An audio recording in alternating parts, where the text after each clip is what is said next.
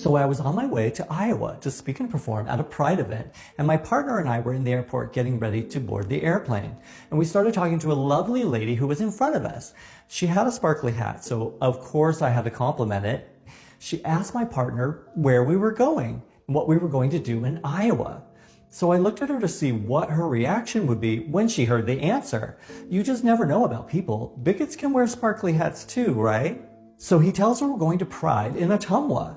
And she smiles and she says, "Oh, that's wonderful." And then she whispers, "My kid is trans." And time stopped in that moment for me. And so many feelings hit me all at once.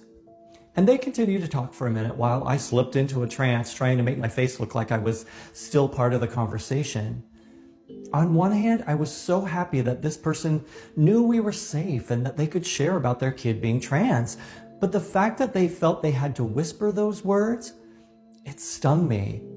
And we got to our seats on the plane and settled in, and I just started crying a little. I feel like we've come so far. LGBTQ plus people can be so much more open in our society than when I was young. But to be reminded that we still have to whisper about ourselves and our LGBTQ loved ones really brought reality crashing down on me. And the backlash against our openness feels like it's growing in our country. The amount of fear and hate aimed at transhumans, with people perpetuating false facts and creating legislation aimed at limiting the rights of our trans citizens and hurting them. Haters claiming that there's a LGBTQ epidemic because so many people are becoming queer or trans, blaming our community for grooming them or indoctrinating them to be that way.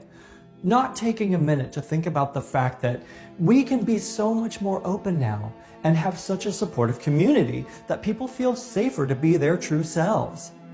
Not taking a moment to ask themselves if anyone really has the power to make them change their identity or sexuality. And I thought, well, maybe I should just be grateful for how far we've come and what we've gained for our community. But no, I'm sorry, I'm greedy. I want it all. Being a part of the LGBTQ plus community is not a lifestyle. We're not a concept.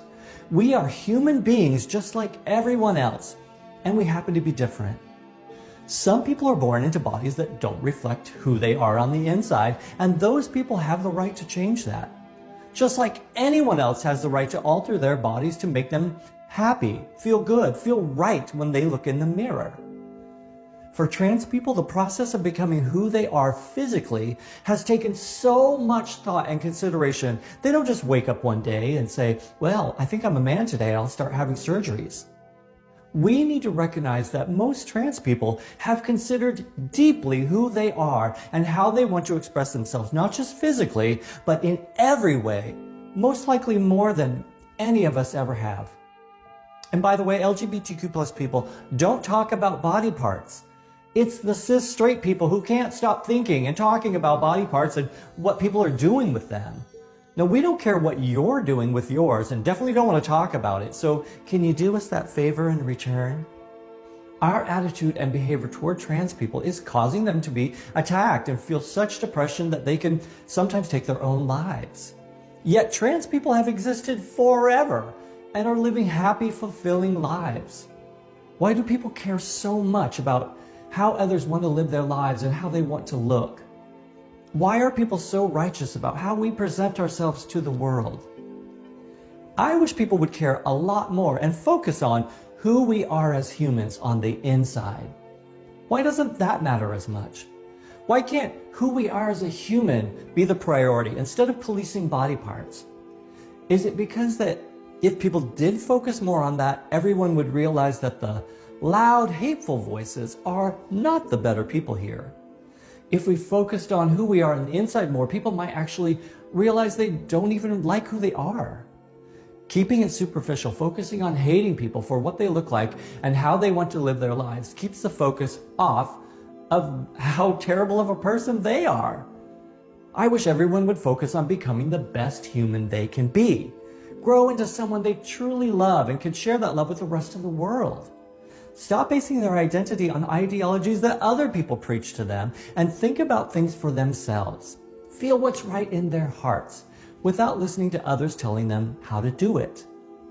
If you listen to yourself, you'll realize that hating people for who they are is just a reflection of you hating parts of yourself. And you can change those parts so that you can love yourself more fully. Wouldn't being that person feel so much better than the person who is constantly enraged about how others are living their lives and constantly trying to make other people's lives a living hell, instead of focusing on how you can contribute to society in a positive, meaningful way? Please do that so that one day we won't have to whisper about who we are or about who our friends and family are in public. Help this greedy queen make her dreams come true of living in that world.